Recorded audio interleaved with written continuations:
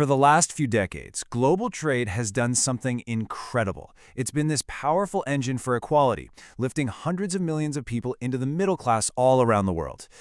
But over that exact same time, inside many of those countries, the gap between the rich and the poor has gotten way, way bigger. So let's get into this. How can both of these things be true at the same time?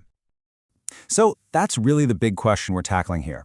How can one single economic force seem to pull the entire world closer together, while at the same time it's pushing societies and communities further apart? It's a puzzle, for sure, and it gets right to the heart of what globalization really means for all of us. Okay, here's how we're going to break it all down. First, we'll look at the classic win-win theory of trade. Then we'll dig into another theory that explains why it also creates losers. We'll see how this played out way back in the 19th century, and then we'll jump to the modern China shock. After that, we'll explore the deep social ripples of these economic shifts, and finally, we'll ask the biggest question of all: who gets to write the rules? All right, let's start with the basics. For centuries, economists have basically championed this idea that trade is a win-win for everybody. And the thinking behind it, it's actually beautifully simple and really, really powerful. It all boils down to this one core concept: comparative advantage. Now, here's the thing. It doesn't actually matter if one country is better at producing everything. No, what matters is what each country is relatively best at. The idea is, if everyone just focuses on what they do most efficiently and trades for everything else, we can all end up with more stuff than we could have possibly made on our own. So, in this perfect, theoretical world, what happens? Well, everyone specializes, the whole world produces more, prices go down for consumers, and new markets pop up all over the place. On paper, it is an absolute, undisputed victory for the global economy. But, as we know, what works on paper doesn't always translate perfectly to the real world. And yeah, this is exactly where that simple, happy story starts to get a lot more complicated. Because even if a country as a whole gets richer from trade, that wealth isn't spread around equally. In fact, economic theory itself predicts that trade systematically creates winners, and it creates losers.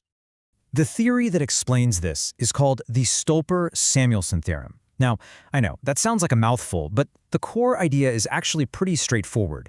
When you open your country up to trade, you're helping the parts of your economy that can compete globally, but you're hurting the parts that can't. So basically, the prices of the things a country makes and sells end up directly affecting the value of what it took to make them, things like labor and capital. Let's make this real with a classic example. Okay, think about a country that's rich in capital, like the US, trading with a country that's rich in labor, like China. The US is going to specialize in things that require a lot of capital, right? Like high-tech machinery or airplanes. Demand for that capital goes up, so profits for the owners go up.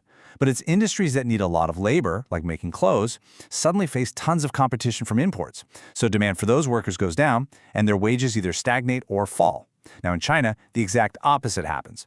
Demand for labor goes through the roof, so wages rise, while the owners of capital face more competition.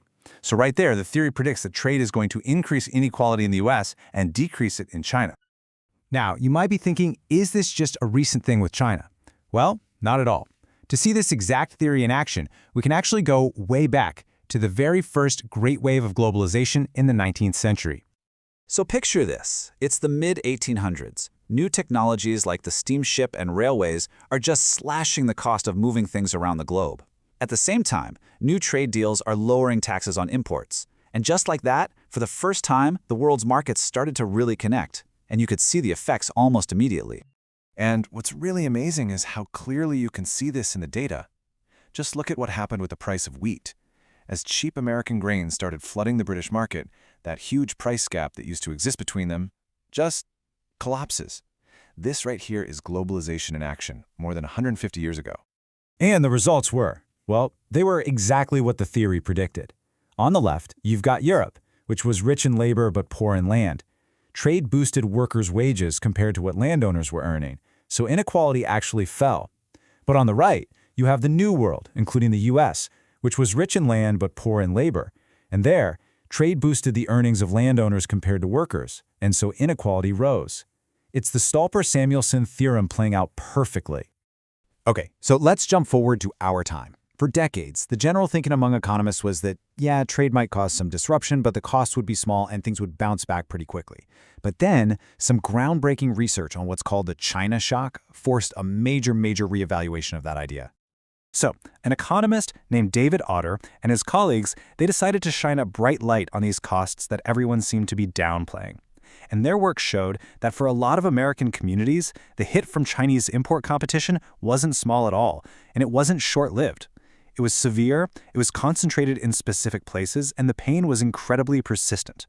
And the sheer scale of it was just staggering. Their research estimated that up to 2.4 million U.S. jobs were displaced because of this competition. And they found that instead of workers in those industries smoothly moving into new jobs and new sectors, a lot of them just left the workforce entirely. The pain was real, and it stayed right where the shock hit. And for Otter, you have to understand, this wasn't just about numbers on a spreadsheet. His motivation actually came from seeing the real-world effects of this kind of economic dislocation up close, long before he ever became an economist. He knew from experience that these shocks don't just hit people's wallets, they hit entire communities and they hit families' heart. Which brings us to a really critical point. The consequences of these economic shocks go way beyond just a lost job or a smaller paycheck. They create these deep social ripple effects that can last for generations.